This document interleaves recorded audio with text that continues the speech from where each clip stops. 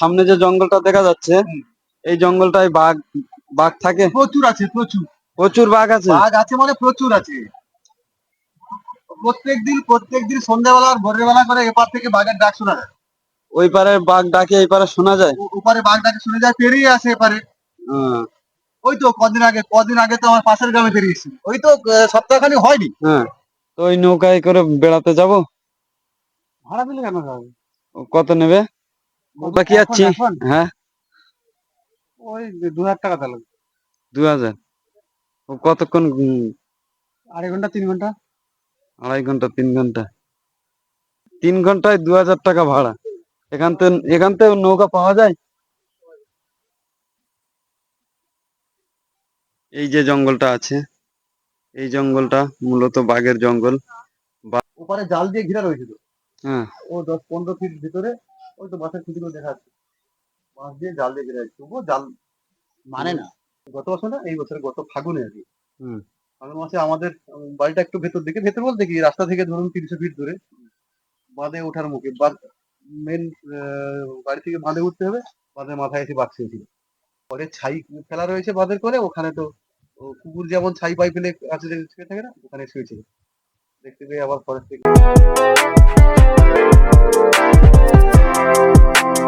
তো বন্ধুরা, সব কেমন আছো? আশা করি ভালো আছো। আজকে আবার সুন্দরবনের একটা নতুন গল্প নিয়ে চলে আসলাম, এই কাকুদের মুখে শুনবো। চলো দেখতে থাকো, খুবই ভালো লাগবে। বাড়ি কোথায় গো? আমাদের বাড়ি এই ভাঙড়। এখানে? এখানে কি এই নৌকা সোদা হচ্ছে নাকি? হ্যাঁ, এই নৌকা সোদা হচ্ছে? হ্যাঁ, নৌকা তেল দেওয়া হচ্ছে, নৌকা মেরামত করা হচ্ছে। আহ, কি এটা মাছ ধরা নৌকা? হ্যাঁ, হ্যাঁ। এখানে কার বাড়ি এসছে? আমরা এমনি বেড়াতে এসেছি। এই নৌকা এই মেরামত হয়ে গেলি মানে পান্তি নামাবে। মেরামত এখন দেরি হবে নাকি কাকু? মেরামত এখন হতে এখন দেরি। 1 সপ্তাহ লাগবে কম বেশি। 1 সপ্তাহ। হুম। এটা তোমাদের নৌকা না মিস্ত্রি তোমরা? আমাদের নৌকা। হুম। আমাদের নৌকা। এই নৌকা নিয়ে মাছ টাছ ধরতে যাও? ও আর বেড়াতে যাবে নাকি? ওই নৌকো ভাড়ায় পাওয়া যাবে। ও, পয়সা দিলে নিয়ে যাবে, দেখে নিয়ে আসবে। পয়সা দিলে বেড়াতে নিয়ে যায়?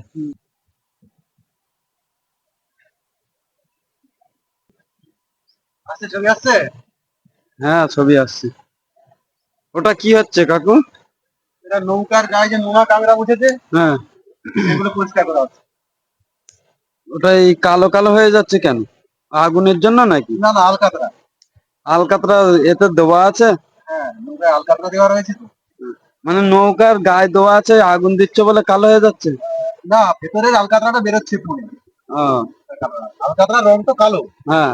উপরে মাটি কাদা আছে, তারপরে নোনা কাঁকড়া বসে রয়েছে, ওগুলো পরিষ্কার করার জন্য ভেতরে অরিজিনাল যে আলকাতরার যে কালারটা, সেটা নেই। আহ, বলছি কাকু, এই এই এই যে সামনে যে জঙ্গলটা দেখা যাচ্ছে এই জঙ্গলটায় বাঘ বাঘ থাকে প্রচুর আছে, প্রচুর প্রচুর বাঘ আছে। বাঘ আছে, মানে প্রচুর আছে। প্রত্যেকদিন সন্ধ্যাবেলা আর ভোরের বেলা করে এপার থেকে বাঘের ডাক শোনা যায়। ওই পারে বাঘ ডাকে এই পারে শোনা যায়। ওপারে বাঘ ডাকে শুনে যায়, পেরিয়ে আসে এপারে। আহ, ওই তো কদিন আগে তো আমার পাশের গ্রামে পেরিয়েছি, ওই তো সপ্তাহখানি হয়নি। হ্যাঁ, আমার পাশের গ্রামে পেরিয়েছি, পাশের গ্রামে। পাশের বৈকুণ্ঠপুর গ্রামে পেরিয়েছি।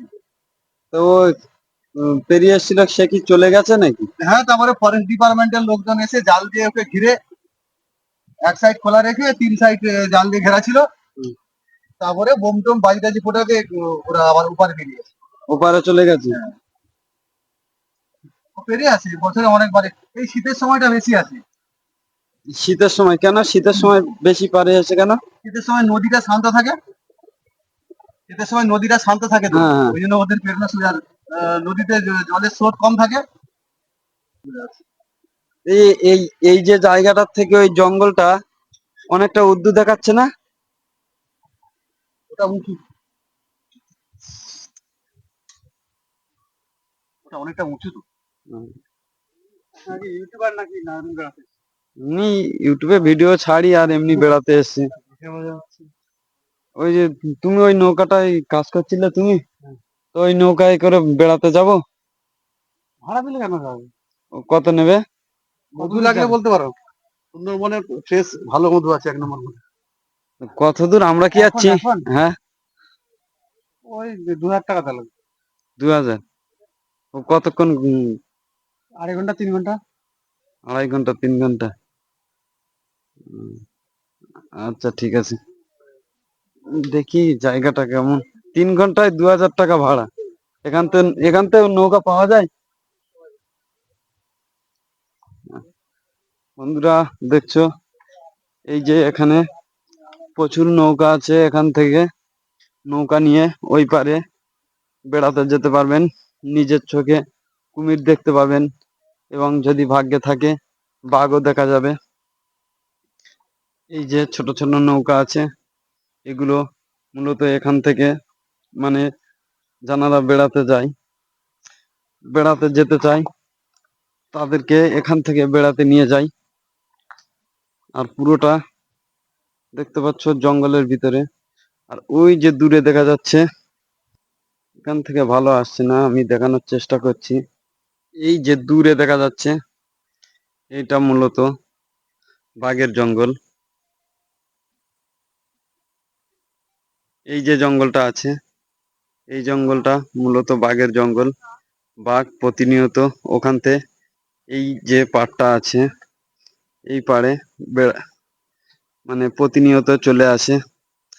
দেখতেই পাচ্ছ এই যে জঙ্গলটা, এইটা হচ্ছে মেন জঙ্গল। ওই জঙ্গলে বাঘ, প্রচুর বাঘ দেখা যায়।